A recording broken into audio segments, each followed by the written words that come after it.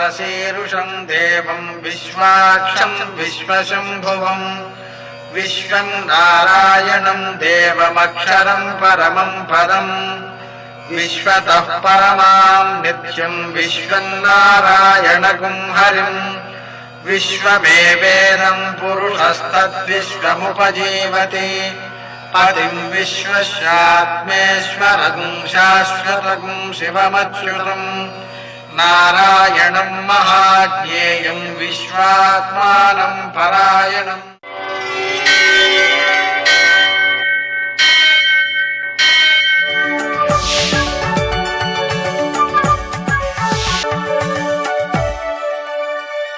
सूर्यशौर्यमथेन्दुरिन्द्रपदवी सन्मङ्गलं मङ्गलम्। लक्ष्मीं क्षीरसमुद्रराजतनयां श्रीरङ्गधामेश्वरीं दासीभूतसमस्तदेववनितां लोकैकदीपाङ्कुरां श्रीमन्मन्दकटाक्षरथो ब्रह्मेन्द्रगङ्गाधरां तां त्रैलोक्यकुटुम्बिनीं सरसिजां वन्दे मुकुन्दप्रियां। నేటి కాలమాన విశేషాలను గమనిద్దాం. స్వస్తిశ్రీ చాంద్రమాన దుర్ముఖనామ సంవత్సరం ఉత్తరాయణం వసంత ఋతువు వైశాఖ మాసం కృష్ణపక్షం శుక్రవారం. సూర్యోదయం 5:44 సూర్యాస్తమయం 6:44. తిథి త్రయోదశి మధ్యాహ్నం 3:15 వరకు. తరువాత చతుర్దశి. నక్షత్రం భరణి సాయంకాలం 5:40 వరకు. శేషవర్జంగా ఉదయం 6:14 వరకు. మరల తెల్లవారుజామున 4:22 నుంచి ప్రారంభమవుతుంది. దుర్ముహూర్తం ఉదయం 8:20 నుంచి 9:12 వరకు. మరల మధ్యాహ్నం 12:40 నుంచి 1:32 వరకు. అమృతకాలం మధ్యాహ్నం 1:23 నుంచి 2:49 వరకు. రాహుకాలం శుక్రవారం కాబట్టి ఉదయం 10:30 నుంచి 12 వరకు. అష్టకౌలిక రీత్యా శుభప్రదమైన సమయం మధ్యాహ్నం 2 గంటలకి. నేటి విశేషం ప్రదోషం. శుక్రవారము ప్రదోషము రెండూ కలవడం వల్ల మారేడు దళాలతో అర్చించటం చాలా చాలా ఉత్తమ ఫలితాలను అందజేస్తుంది. మారేడు దళాలు లక్ష్మీ స్వరూపం కాబట్టి దాన్ని మనం భగవంతునికి సమర్పించడం వలన ధనమునకు ఇబ్బంది లేకుండా అభివృద్ధికరంగా ఉంటుంది. ఈ మారేడు దళాలకు అంత గొప్పతనం ఎలా వచ్చింది అంటే సువర్ణం ఆరోగ్య విషయంలో ఎలా ఉపకరిస్తుందో స్వర్ణభస్మం లాంటివి మారేడు దళాలు కూడా ఆరోగ్య విషయంలో అంత బాగా ఉపకరిస్తాయి లక్ష్మీ స్వరూపం. కాబట్టి మనం వాటితో శివునికి అర్చన చేయడం ద్వారా ఐశ్వర్యం ఈశ్వరాది చేత్ కాబట్టి ఇటు లక్ష్మీదేవి యొక్క అనుగ్రహము అటు ఆ శంకరుని యొక్క అనుగ్రహము కలిగి సంపద బాగా అభివృద్ధి చెందడానికి ఉపకరిస్తుంది. ఇక మాస శివరాత్రి సందర్భంగా మనం చేసేటువంటి పూజలు 8 జాముల్లో చేయడం కానీ 24 గంటలు చేయడం కానీ కనీసం 4 సార్లు చేయడం కానీ ఏదీ వీలవకపోతే నిరంతరం స్మరణ చేసుకుంటూ అర్ధరాత్రి వేళ ఆయన్ని అభిషేకించుకోవడం కానీ ఇవన్నీ కూడా చాలా ఉత్తమ ఫలితాలను అందజేస్తూ ఉంటాయి. ముఖ్యంగా మాస శివరాత్రి నాడు ఉపవాసం ఉండడం అనేటువంటిది సంప్రదాయంలో వస్తున్న గొప్ప అలవాటు. నేటి ఆణిముత్యాలు.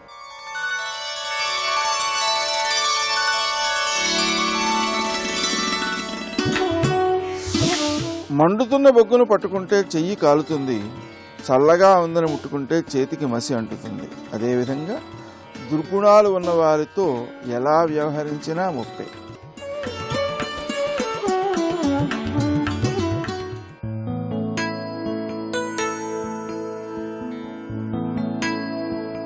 శారీరక మానసిక స్థితుల్లో ఊగిసలాడే ఆత్మని సత్ చిత్ ఆనంద స్థితుల్లో లయం చేయడమే మోక్షం.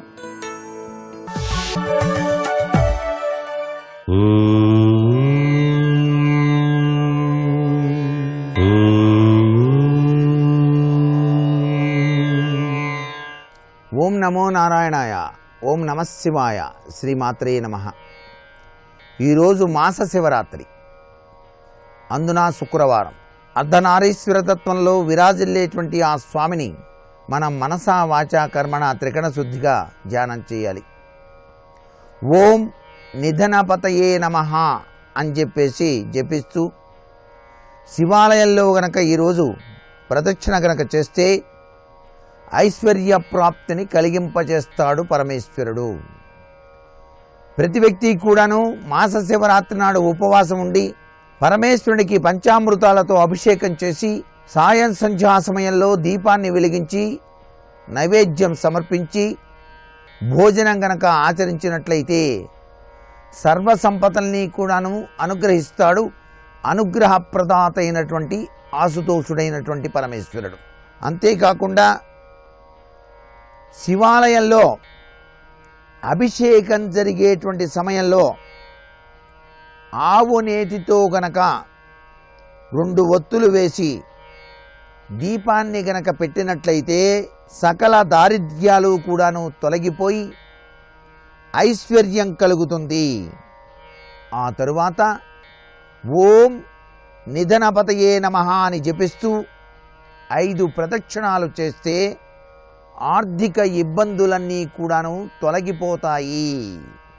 రుణబాధలు ఉన్నవాళ్ళు ఎర్ర కందిపప్పు శివాలయంలో పూజారికి ఇచ్చి ఓం రుణ ముక్తేశ్వర మహాదేవాయ నమః అని 11 ప్రదక్షిణాలు గనక చేసినట్లయితే రుణగ్రస్త బాధ నుంచి విముక్తిని కలిగింపచేస్తాడు పరమేశ్వరుడు.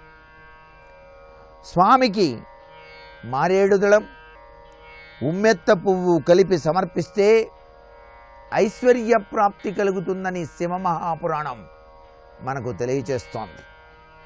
శివాలయంలో శివలింగం దగ్గర యాలకులు, జాజికాయ, జాపత్రి, దాల్చిన చెక్క, లవంగాలు ఇవన్నీ 5 తమలపాకుల్లో ఉంచి 3 ఒక్కలు పెట్టి తాంబూలం గనక సమర్పించినట్లయితే సమస్త కోరికలు కూడాను నెరవేరుస్తాడు ఆ ఆశుతోషుడైనటువంటి పరమేశ్వరుడని శాస్త్రం. శివారాధనలో దాగినటువంటి అద్భుత విన్యాసం ఇది. ఇది ఎవరైతే ఆచరిస్తారో వారికి సత్ఫలితాలు వచ్చి తీరుతాయి. సర్వే జనా సుఖినో భవంతు.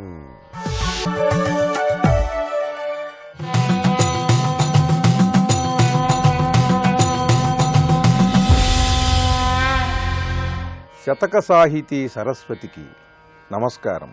తపమున్ దానము యజ్ఞమున్ జపము తీర్థక్షేత్ర సందర్శనంబు ఉపచారంబులు దైవచింతనయు సద్యోగంబు సత్యస్థితిన్ విపులంబై వివిధార్థముల్ తిరముగా వింపన్ సమర్థంబులౌ కపటాత్ముల్ కనలేరు నిక్కమరయంగా సత్యనారాయణ. ఓ సత్యనారాయణ స్వామి, తపమున్ ఈ తపస్సు చేస్తే ఏం జరుగుతుందంటే వివిధార్థంబుల్ తిరముగా వింపన్ సమర్థంబులవు నీకు కావలసినటువంటి అన్ని అవసరాలు కూడా ఈ తపస్సు తీర్చేలా చేస్తుంది. సకల పురుషార్థములను సాధించి పెడుతుంది నీకు.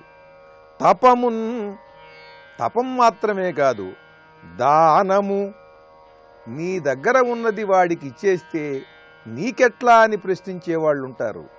కానీ త్రికరణ శుద్ధిగా నమ్మి నీకు ఉన్నది గనక నువ్వు ఇచ్చినట్లయితే అది అపాత్రదానం చెయ్యకుండా యోగ్యుడైన వాడికి, బాధల్లో ఉన్నవాడికి హృదయం ద్రవించి నువ్వు ఆనందంగా ఇచ్చినట్లయితే అంతకు 1000 నీకు వస్తుంది. ఇది సృష్టిలో ఉన్న రహస్యం. దానము అంటే అది మన అవసరం కోసం వీడికి చేస్తే మళ్ళీ రేపు మనకేదో చేస్తాడు కదా అని చేసేది దానం కాదు. ఈ నలుగురు చూస్తున్నారు గనక నేను నా జేబులోది తీసి ఇతనికి ఇస్తే నాకు మంచి దాత అని పేరు వస్తుంది, వీళ్ళందరూ అలా అనుకుంటారు అనే ఉద్దేశంతో చేసేది దానం కాదు. వాడి బాధకి హృదయంలో దయ అనేటువంటిది పొంగి తాను కరిగి తనకు రేపు ఏమిటి అనేది ఆలోచించుకోకుండా అక్కడ ఎంత అవసరమో అది తను ఎంత చేయగలడో తన శక్తికి తగినట్టుగా అలా చేసినటువంటి వాడికి తప్పకుండా ఈ చేసిన దానికి 1000 వస్తుంది. ఇది అద్భుతమైన శాస్త్ర రహస్యం. సృష్టిలో నిరంతరం జరిగే పరిణామం ఇది. తపస్సు అన్నిటినీ తీసుకుని వచ్చిస్తుంది, దానము కూడా అన్నిటినీ తీసుకొచ్చి ఇస్తుంది నీకు. అంత మాత్రమే కాదు, యజ్ఞం చేయించినట్లయితే అది కూడా, ఆ యజ్ఞ ఫలం కూడా నీకు ఏది కావాలో దాన్ని అందిస్తుంది. తపమున్, దానము, యజ్ఞమున్, జపము. యజ్ఞం చేయలేవు, తపస్సు చేయలేవు, దానం చేయటానికి తగిన సంపద లేదు, ఏమీ అక్కరలేదు. ఒక చోట కూర్చుని త్రికరణ శుద్ధితో, నిర్మలమైన హృదయంతో జపం చెయ్యి చాలు. ఆ జపం సమస్త పాపాలను హరింపజేసి నీకు కావలసినవన్నీ అది తెచ్చిపెడుతుంది. జపము తీర్థక్షేత్ర సందర్శనంబు. ఒక తీర్థంలోకి వెళ్ళి ఆ తీర్థంలో నువ్వు స్నానం చెయ్యి, దాని ఫలితం తప్పకుండా నీకు కలుగుతుంది. క్షేత్ర దర్శనం చెయ్యి, ఆ క్షేత్రాన్ని దర్శించటం వల్ల నీకు తప్పకుండా కావలసింది నీకు లభిస్తుంది. ఉపచారంబులు. మహాత్ములకు ఉపచారం చేసినట్లయితే, సేవ చేస్తే అది తప్పకుండా నీకు కావలసింది అందిస్తుంది. దైవ చింతనయు. ఇవేవీ లేవు, నిరంతరం భగవద్భావన చేస్తూ ఆ రాముని కథను, ఆ కృష్ణుని కథను, ఆ శివగాథలను, ఆ శివభక్తుల గాథలను వాటిని స్మరిస్తూ ఉంటే, ఆ దైవచింతన చేస్తున్నా చాలు నీకు కావలసింది లభిస్తుంది. సద్యోగంబు సత్యస్థితిన్ విపులంబై. నీకు సద్యోగాన్ని కలిగిస్తూ, నిన్ను సత్యమార్గంలో నడిపిస్తూ, అవన్నీ కూడా దృఢపడి వివిధార్థంబుల్ తిరముగా వింపన్ సమర్థంబులవు. నీకు కావలసిన ధర్మార్థ కామ మోక్షాలను సంపూర్ణంగా అందిస్తాయి ఇవన్నీ కూడా. కపటాత్ముల్ కనలేరు నిక్కమరయంగా సత్యనారాయణ. ఈ విషయాన్ని తెలుసుకోలేని వారెవరంటే కపటాత్ములు. జపము, తపము, యజ్ఞము, దానము, పెద్దలను సేవించుట, దైవచింతన, తీర్థక్షేత్ర సందర్శనము, ఇవన్నీ కూడా తప్పకుండా సత్ఫలాలను కలిగిస్తాయి. నమ్మండి, నమ్మి హృదయపూర్వకంగా ఆచరించండి, తప్పకుండా ఆ ఫలాలు మీకు కలుగుతాయి అంటూ అత్యంతమైన భక్తి విశ్వాసములతో, స్థిరమైనటువంటి భగవద్భావనతో అద్భుతమైన పద్యరచన చేసి గొప్ప శతకాన్ని మనకు అందించిన విద్వత్కవులు, భక్తి తత్పరులు శ్రీ తూములూరు శ్రీదక్షిణామూర్తి గారి సత్యనారాయణ శతకంలోని మరి ఒక పద్యం గురించి రేపు ఉదయం తెలుసుకుందాం. సత్యం జ్ఞానమనంతం బ్రహ్మ. స్వాగతం సకలలోకనుతాయై,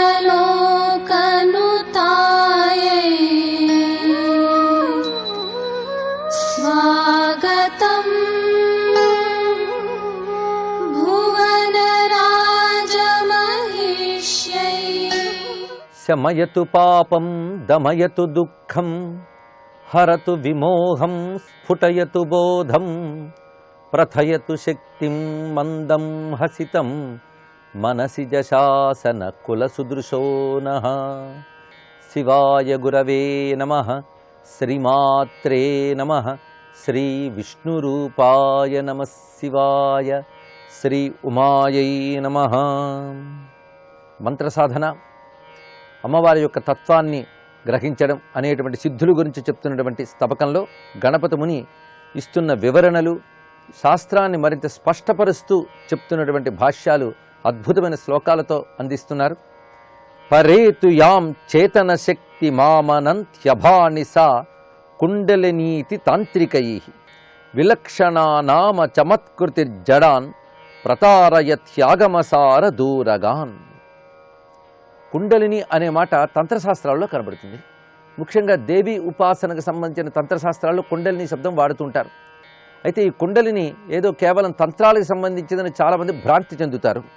కానీ వేదాంతులు చేతన శక్తి అని దేన్నంటారో, తాంత్రికులు దానినే కుండలిని అంటున్నారు అని శాస్త్ర రహస్యం తెలియని వారు తెలుసుకోలేకపోతున్నారు అన్నారు. దీన్ని బట్టి కుండలిని శక్తి అని ఏది ఉన్నదో దానినే చేతన శక్తి అంటారు. చేతన అంటే మన శరీరాదుల్ని కదిలించగలిగే చైతన్యాన్ని చేతన శక్తి అంటారు. మన లోపల ఉన్నటువంటి ఆ చైతన్య శక్తియే తంత్రశాస్త్రంలో కుండలిని అని చెప్పబడుతున్నది. అంతేగాని కుండలిని అనగానే అదేదో భయంకరమైన కొందరిలో మాత్రం ఉండేటువంటి ఒక శక్తి కాదు. ప్రతి వారిలో ఉండేటువంటి చేతన శక్తిని కుండలిని అంటారు. దాన్ని తెలుసుకున్నవాడు ధన్యుడవుతున్నాడు. తెలియకపోయినప్పటికీ వాడిలో ఉన్నదదే. ఉన్నదాన్ని తెలుసుకోవడమే జ్ఞానము. అది తెలిసినవాడు ధన్యుడై ఆనందాన్ని అనుభవిస్తాడు. ఇంత చక్కగా కుండలిని అంటే ఏమిటో నిర్వచనం చెప్తున్నారు. భవత్యఖండానుభవ ప్రబోధినాం అతీవ సూక్ష్మానుభవశ్చ యోగినాం కరంగత సర్వ విధాశ్చ శేరతే మహేశ్వరి మంత్రపరస్య సిద్ధయ. లోకంలో రకరకాల సాధకులు ఉంటారు. సాధనను అనుసరించి సిద్ధులు ఉంటూ ఉంటాయి. ఒక్కొక్కరికి ఒక్కొక్క రకమైన సిద్ధి లభిస్తూ ఉంటుంది. ఏ సిద్ధి లభించినా ఆ సిద్ధి రూపిణి జగదంబయే. ముఖ్యంగా జ్ఞానులకు కలిగేటువంటి సిద్ధి అఖండానుభవ అన్నారు ఇక్కడ.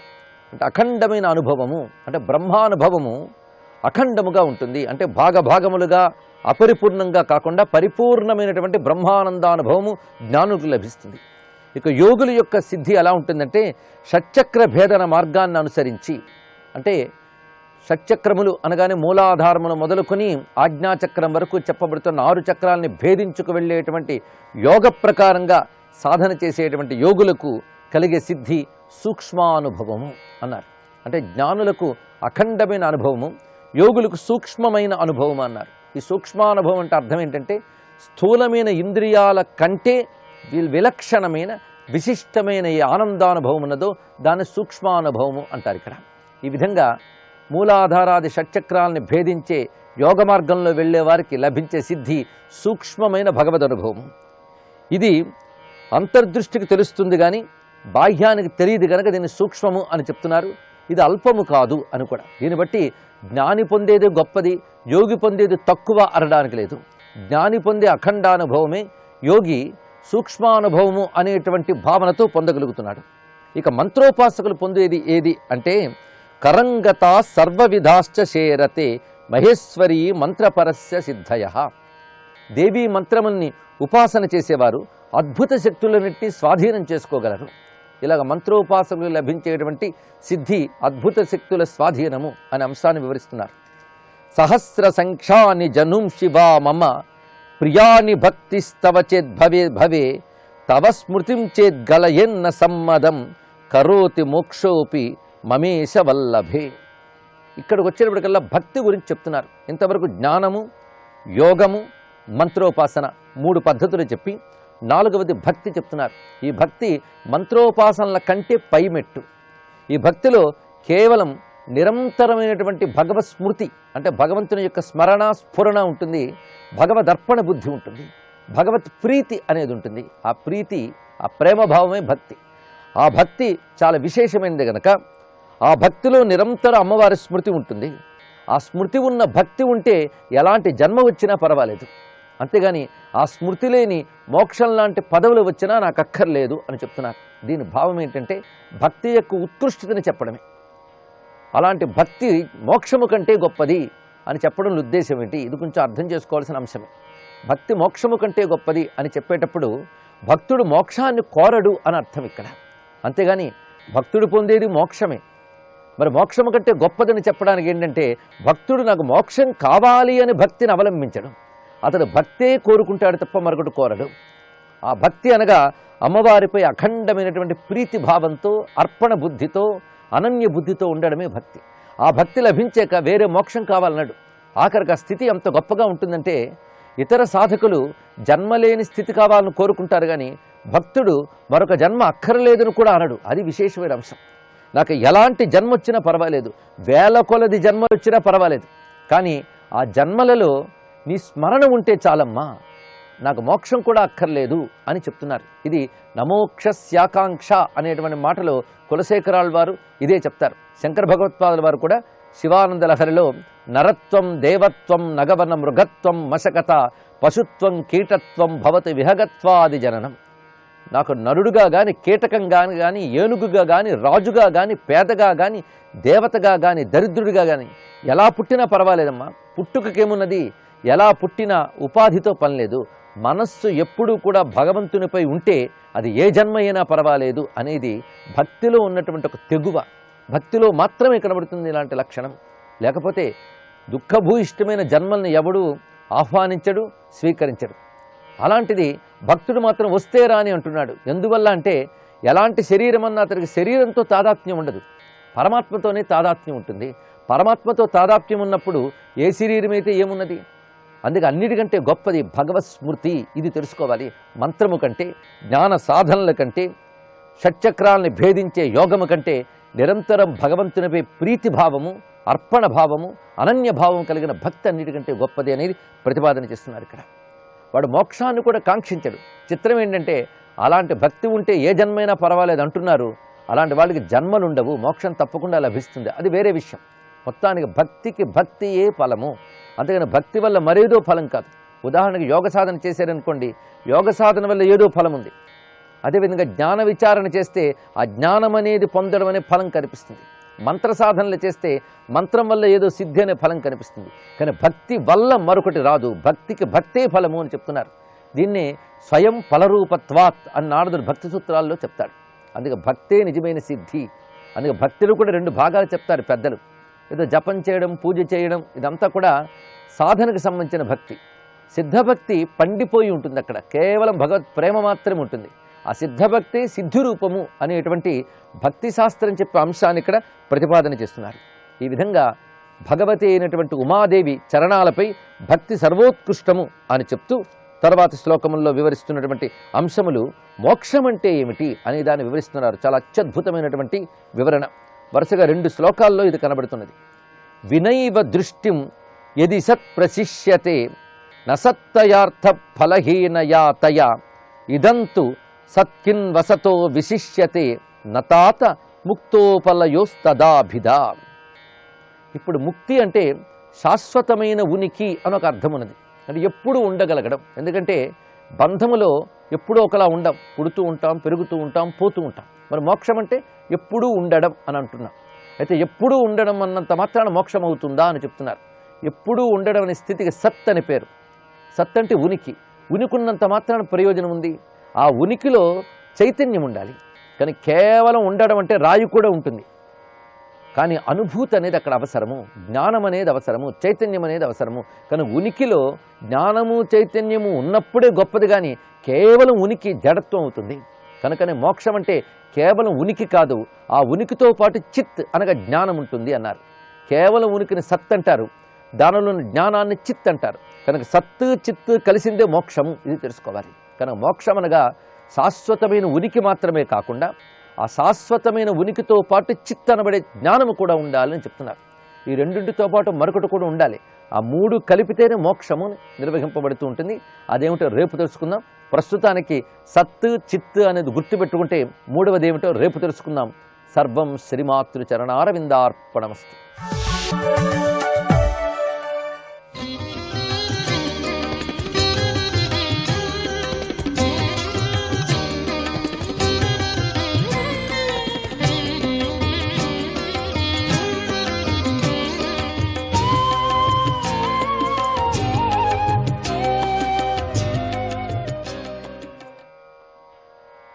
వామదేవాయ నమః. యో మాం సర్వేషు భూతేషు సంతమాత్మానమీశ్వరం హిత్వార్చాం భజతే మౌఢ్యాత్ భస్మన్యేవ జుహోతి సహ. నేను సకల ప్రాణుల్లో ఆత్మరూపుడిగా ఉండి దేహము మొదలైన ఇంద్రియాలను నియమిస్తున్నాను. అటువంటి నన్ను వదలి ప్రతిమను మాత్రమే సేవించేవాడు చేసే పూజ బూడిదలో చేసిన హోమం వంటిది. భేదమే సత్యమని భావిస్తూ గర్వంతో శత్రుత్వంతో ఇతర ప్రాణులను ద్వేషించేవాడు సర్వ ప్రాణుల్లోనూ ఆత్మరూపుడైన ఉన్న నన్నే ద్వేషిస్తున్నాడు. అటువంటి వాడికి మనశ్శాంతి లభించదు. ఒకడు అనేక విధాలైన సామగ్రితో యథావిధిగా నన్ను మూర్తి రూపంగా ఆరాధించవచ్చు. కాని అతడు ఇతర ప్రాణులను కనుక అవమానించినట్లయితే ఆ పూజ ఎంత గొప్పదైనా సరే అది నన్ను సంతోషపెట్టదు. అర్చాదావర్చయేత్ తావదీశ్వరం మాం స్వకర్మకృత్ యావన్న వేద స్వహృది సర్వభూతేష్వస్థితం. సకల ప్రాణుల్లోనూ ఈశ్వరుడనైన నేనే నిలిచి ఉన్నాను అనే సత్యాన్ని గుర్తించినంత వరకు మానవుడు తన కర్తవ్యాన్ని నిర్వహిస్తూ మూర్తి మొదలైన వాటి యందు నన్ను పూజించాలి. భేదాన్ని దర్శించే స్వభావం కలవాడు తనకు ఇతరులకు తనకు పరమాత్మకు మధ్య ఉండే భేదాన్ని దర్శిస్తాడు. భేదాన్ని స్వల్పంగానే దర్శించినా అలాంటి వాడికి మృత్యురూపుడనైన నేను తీవ్రమైన భయాన్ని కలిగిస్తాను. అతమాం సర్వభూతేషు భూతాత్మానం కృతాలయం అర్హయేద్దానమానాభ్యాం మైత్ర్యాభిన్నేన చక్షుషా. నేను సకల ప్రాణులలో ఆత్మరూపంగా నివసించి ఉన్నాను కనుక భక్తుడు సకల ప్రాణుల యందు సమదృష్టి కలిగి ఉండాలి. తనకంటే గొప్పవారిని సత్కరించాలి. తనకంటే తక్కువ వారికి దానం చేయాలి. తనతో సమానమైన వారితో మైత్రి చేయాలి. ఇలా చేస్తే అది నన్ను పూజించినట్లే అవుతుంది. ఓ శుభస్వరూపులారా, అమ్మ, ప్రాణము లేని వాటికంటే ప్రాణము గల చెట్లు మొదలైనవి గొప్పవి. వాటికన్నా ఉచ్ఛ్వాస నిశ్వాసాలు గల జంతువులు చాలా ఇంకా గొప్పవి. వాటికన్నా మనస్సు కలివి గొప్పవి. వాటికన్నా ఇంద్రియ వ్యాపారాలు కలివి గొప్పవి. ఆ ఇంద్రియ వ్యాపారాలు గల ప్రాణుల్లో కేవలం స్పర్శ జ్ఞానం గల చెట్లు ఉన్నాయి. ఆ చెట్ల కంటే కూడా రసాన్ని గ్రహించే చేపలు మొదలైనవి గొప్పవి. ఆ చేపల కంటే గంధాన్ని కూడా గ్రహించే తుమ్మెదలు మొదలైనవి గొప్పవి. ఆ తుమ్మెదల కంటే శబ్దాన్ని కూడా గ్రహించే పాములు మొదలైనవి చాలా గొప్పవి. వాటికంటే రూపభేదాలను గుర్తించగలే కాకులు మొదలైనవి గొప్పవి. ఆ కాకుల కంటే కూడా క్రింద పైన దంతాలు గల కోతులు మొదలైనవి చాలా గొప్పవి. పాదాలు లేని సర్పము మొదలైన వాటికంటే అనేక పాదాలు గల తుమ్మెద మొదలైనవి చాలా గొప్పవి. వాటికంటే 4 పాదాలు గల పశువులు గొప్పవి. ఆ పశువుల కంటే 2 పాదాలు గల మానవుడు చాలా గొప్పవాడు. మానవులలో 4 వర్ణాలు గొప్పవి. వారిలో విప్రుడు శ్రేష్ఠుడు. ఆ విప్రుల్లో వేదము తెలిసినవాడు గొప్పవాడు. వాడైతేనే విప్రుడు. వేదార్థాన్ని తెలిసినవాడు వాడికంటే ఇంకా గొప్పవాడు. కేవలం వేదార్థం తెలుసుకున్న వాడికన్నా దానిలోని సంశయాలను తీర్చేవాడు ఇంకా గొప్పవాడు. అతడికన్నా వేదం చెప్పింది చెప్పినట్లుగా స్వధర్మాన్ని ఆచరించేవాడు మహా గొప్పవాడు. అటువంటి వాడికన్నా తన ధర్మాన్ని నిష్కామంగా ఆచరిస్తూ సంసారాసక్తిని విడిచినవాడు గొప్పవాడు. అన్నిటినీ విడిచిపెట్టినవాడు అటువంటి ముక్తుడి కన్నా సర్వకర్మలను వాటి ఫలాలను దేహము మొదలైన వాటిని కూడా నాకే అర్పించి నాతో అభేదాన్ని దర్శించే జ్ఞానమే గొప్పవాడు. అటువంటి జ్ఞానియే గొప్పవాడు. అతడు తన బుద్ధిని కర్మలను నాయందే సమర్పించి తాను కర్త కాకుండా ఆత్మస్వరూపుడవై అన్నింటా ఈశ్వరుణ్ణి దర్శిస్తూ ఉంటాడు. స్వరూపుడై అన్నింటా ఈశ్వరుణ్ణి దర్శిస్తూ ఉంటాడు. అటువంటి జ్ఞాని కంటే గొప్ప ప్రాణి ఏది ఈ సృష్టిలో నాకు కనిపించడం లేదు. మనసైతాని భూతాని ప్రణమేద్బహుమానయన్ ఈశ్వరో జీవకలయ ప్రవిష్టో భగవానితి. సర్వేశ్వరుడు భగవంతుడు అయిన శ్రీహరియే ఈ ప్రాణుల్లో జీవరూపంగా ప్రవేశించి ఉన్నాడు. కనుక భక్తుడు సకల ప్రాణులను అధికంగా ఆదరిస్తూ మనస్సులో వాటి నమస్కరించాలి. భక్తియోగ మయా మానవ్యుదీరితః యయోరేకతరేణైవ పురుషః పురుషం వ్రజేత్. ఓ మనపుత్రి, నేను భక్తి యోగాన్ని, అష్టాంగ యోగాన్ని కూడా నీకు చెప్పాను. సాధకుడు ఈ రెంటిలో ఏ ఒక్కదానిని సాధన చేసినా కూడా పరమ పురుషుణ్ణి పొందుతాడు. ఏతద్భగవతో రూపం బ్రహ్మణః పరమాత్మనః పరం ప్రధానం పురుషం దైవం కర్మ విచేష్టితం. ప్రకృతి, దానికి అతీతుడైన పురుషుడు, జీవుడి కర్మల ఫలానికి ఆశ్రయము, అదృష్ట రూపము అయిన దైవము అనేవి పరబ్రహ్మ పరమాత్మ అయిన భగవంతుడి యొక్క రూపాలే. భగవంతుడి మాయాశక్తే విభిన్న రూపాలుగా గల ఈ విశ్వంగా ఆవిర్భవించింది. అలా ఆవిర్భించటానికి కారణమైన భగవంతుని యొక్క అద్భుత ప్రభావానికే కాలము అని పేరు. వామదేవాయ నమః.